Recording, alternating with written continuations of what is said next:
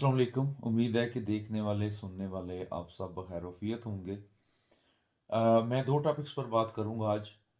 एक तो फ़लस्तीन का इशू है और दूसरा जो कल के दिन पूरा दिन ड्रामा एक लगाया गया है लाहौर मीनार पाकिस्तान पर। फ़लस्तीन के इशू में आपके सामने देख लें कि जुल्म सितम का एक सिलसिला है जो बंद होने का नाम नहीं ले रहा।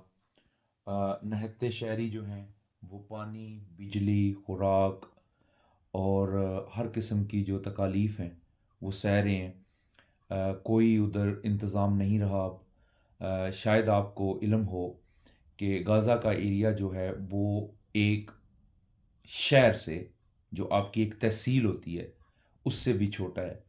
कोई भी तहसील आप देख लें, कुछ तहसीलें तो बहुत बड़ी हैं लेकिन एक तहसील के एरिए के बराबर है। वो तकरीबन 11 किलोमीटर चौड़ा है और 45 या 50 किलोमीटर लंबा है। और आप इसका अंदाज़ा लगा लें कि आपका कोई छोटा सा एरिया जो है वो उस एरिए के बराबर है, जहाँ पे हर किस्म की चीज़ जो ज़िंदगी गुजारने के लिए ज़रूरी है उसका दाखिला बंद किया गया है। और इसको तकरीबन आज 3 हफ़्ते हो चुके हैं। क्योंकि ये 3 तरफ से इसराइल ने इसका दाखिला हर किस्म की अशिया के लिए और आमद-ओ-रफ़्त के लिए बंद किया गया है। समुंदर की तरफ से भी इसराइल इनको चीज़ें नहीं आने जाने की इजाज़त देता, और दो तरफ जो इसराइल की ज़मीन इन्होंने कब्ज़ा की हुई है इसराइल वालों ने फ़लस्तीनियों की, उधर से भी उनकी दाखिला नहीं होने देते।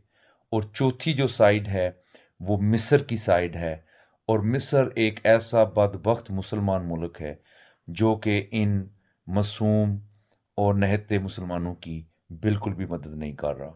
तो किसी भी इंसानी हकूक़ की तंज़ीम का या किसी ऐसे मुल्क का जो ताकतवर मुल्क है उसका ज़मीर नहीं जाग रहा। अमेरिका जो है वो कल नई उधर गाड़ियाँ प्रोवाइड कर रहा था जो असले से लैस हैं और जदीद टेक्नोलॉजी से लैस हैं।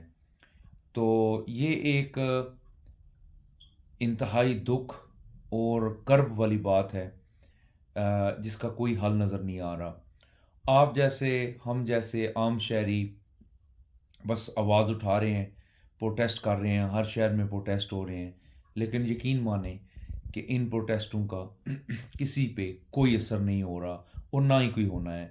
मेरे ख़्याल में अगर आप और हम सब चाहते हैं कि दुनिया में ये जो एक कत्लो गारत का सिलसिला चल रहा है पिछले, जब से हमने होश संभाली है, कि पहले ईरान इराक का चलता रहा, फिर बोस्निया का चलता रहा, फिर अफ़गानिस्तान का शुरू हो गया, फिर इराक का शुरू हो गया, फिर शाम का शुरू हो गया, यमन का हो गया, सूडान का हो गया। ये सारे जो सिलसिले हैं ये बंद होने का नाम ले रहे हैं।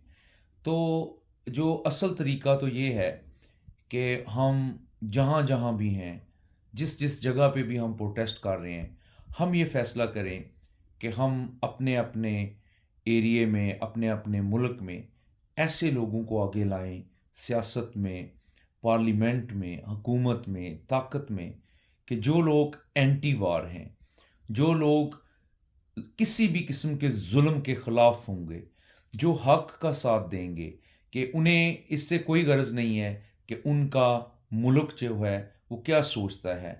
उन लोगों की सिर्फ एक प्रायोरिटी हो कि वो जहाँ नाइंसाफ़ी होगी वो उसके खिलाफ आवाज़ उठाएंगे। जब इस तरह के नुमाइंदे आप पार्लियामेंट्स में भेजेंगे, हुकूमतों में भेजेंगे, तो यकीनन ये जो कत्लो गारत का एक सिलसिला पूरी दुनिया में चल रहा है ये थमेगा। इस वक्त तो हालात ये हैं कि हर मुल्क में एक पपेट्स हुकूमत हैं और वो हुकूमत किसी एक सुपर पावर के ताबे हैं। इन पपेट्स हुकूमत को कोई गरज नहीं है कि आया वो सुपर पावर जो है वो कोई सही काम कर रही है या गलत काम कर रही है। उन्होंने हर हालत में उस सुपर पावर का साथ देना है।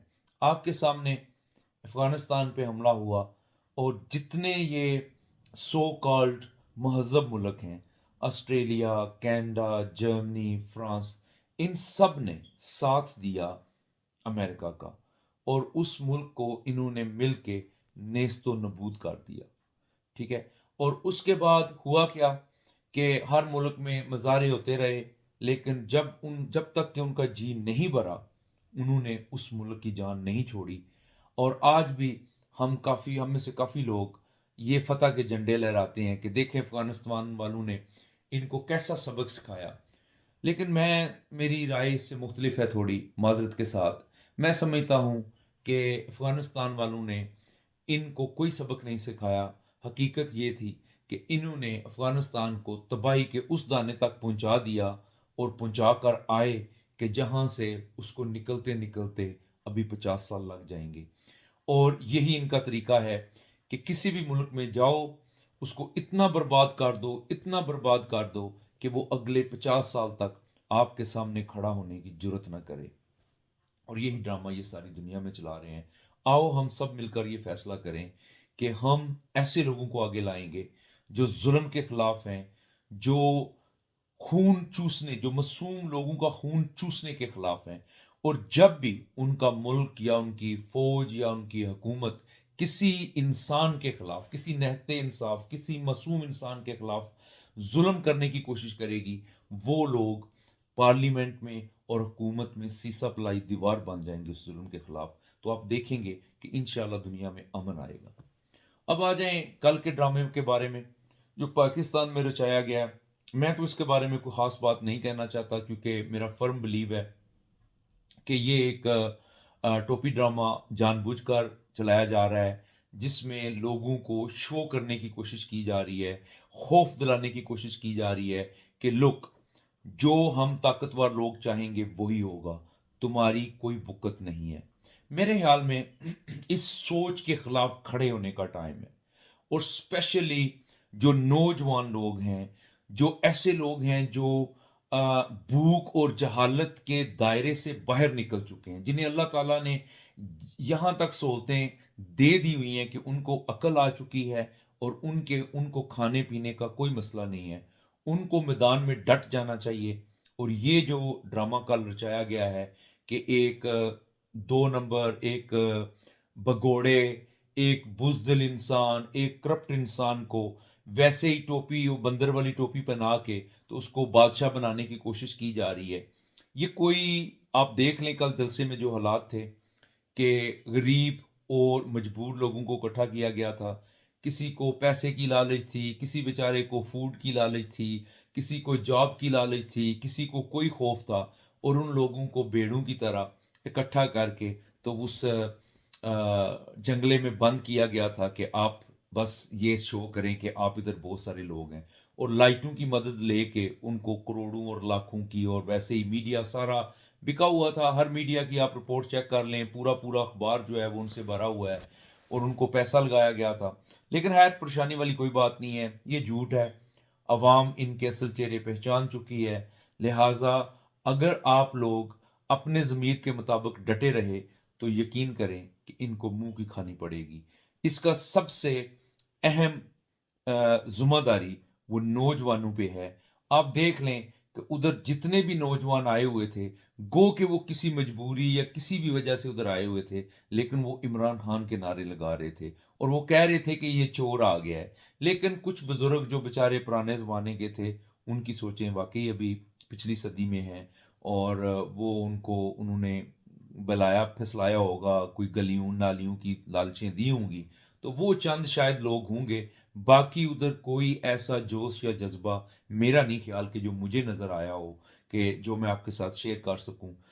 لوگوں کی، بیچاروں کی مجبوریاں تھیں جو ادھر رل رہی تھی، اور اس کو جوش اور جذبہ نہیں کہہ سکتے، اس کو ایک لیڈرشپ نہیں کہہ سکتے۔ لیڈر وہی ہوتا ہے جس کی محبت لوگوں کے دلوں میں سمو جائے، اور جب وہ لوگوں سے اس کو دور ہٹایا جائے تو لوگ اس کے لیے دن رات دعائیں کر رہے ہوں۔ وہ لیڈر کون ہے؟ وہ آپ کے سامنے ہے۔ انشاءاللہ وہی لیڈر ہے پاکستان کا، اور نوجوان نسل کا وہی لیڈر ہے، وہی اس ملک کو آگے لے کے جائے گا۔ دعاؤں میں یاد رکھیے گا۔ اللہ حافظ۔